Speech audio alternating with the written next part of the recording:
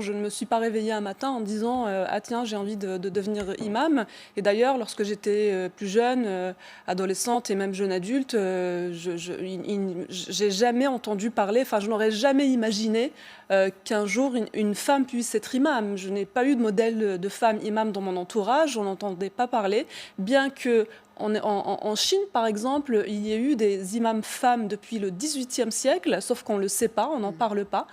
Petit à petit, mon cheminement intellectuel au sein de l'islam, la découverte des penseurs réformistes notamment de l'islam, eh bien, m'a amené aussi à lire les féministes et la production littéraire d'une femme comme Amina Wadoud, par exemple, qui est une spécialiste de l'exégèse coranique. Elle est professeure d'études islamiques à l'université aux États-Unis, et ça a été la première femme imam à l'époque contemporaine. En 2005, elle a mené la première prière mixte à New York. Et en fait, en réalité, elle aussi, elle prend ses arguments dans la tradition. Et ça, encore une fois, c'est complètement méconnu. Lorsqu'on s'intéresse